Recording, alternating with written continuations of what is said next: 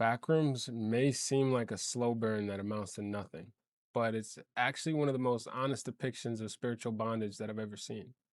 Let me break it down. So the film follows a man named Clark. Now he's bitter, prideful, and he's basically pushed everyone away.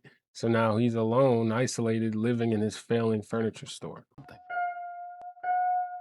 In the store.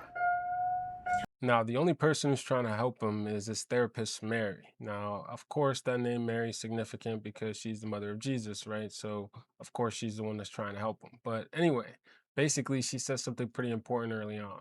She explains that people will walk in circles basically because it's the path of least resistance. Even if they know the way out, most people will just continue back to their old destructive habits. See, this is what sin does, right? It would create strongholds in your mind. So now you're trapped in a cycle of patterns that seem comfortable, even though they're actually destroying you. Proverbs 26:11 says, as a dog returns to his vomit, so does a fool return to his folly. Human beings tend to naturally drift back to what enslaves them.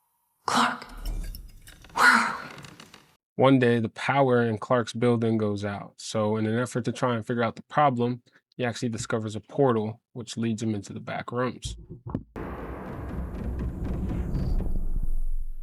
Okay. Now, the back rooms are just endless empty What spaces did you filled find? with just random remnants from the current world, right? The Usually in a place. distorted manner.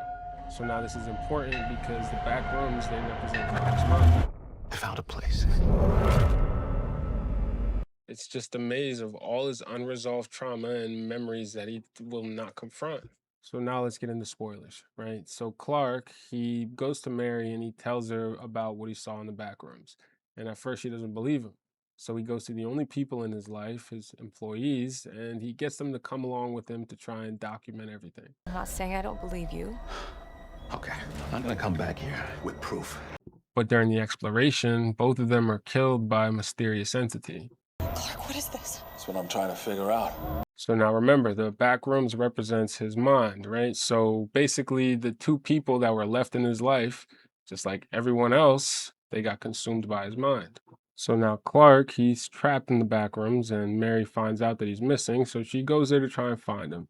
And when she goes there, she actually finds out that he's quite comfortable and he doesn't want to leave. See, the back rooms, they allow him to be victim forever, right? It's a place where you never have to repent or face the repercussions of your actions. He doesn't have to take accountability for any of the damage that he's caused in the real world. So now pain has just become his identity.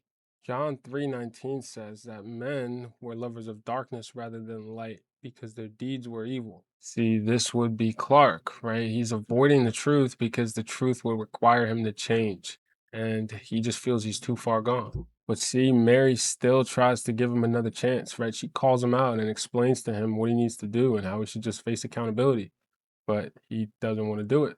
Proverbs 28:13 says, he that covereth his sins shall not prosper, but whoso confesseth and forsaketh them shall have mercy. Then we find out that the entity that's been hunting people is actually a distorted version of Clark this entire time. You don't have to worry.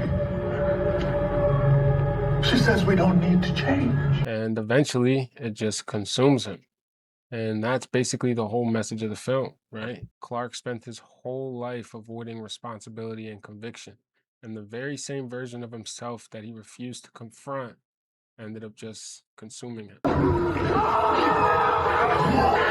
And what makes this even more tragic is that Mary genuinely wanted to help him, right? She represents grace and a way out, hence the name Mary, right? The mother of Jesus. See, God, He can provide you with freedom and restoration, but you can still reject it because salvation requires surrender. See, the back rooms is terrifying because it shows you what happens when a person is just comes consumed by their own corrupted mind and they have no desire to come to the light. Clark, he wasn't killed by a monster. He was killed by himself. Follow God and Film for more.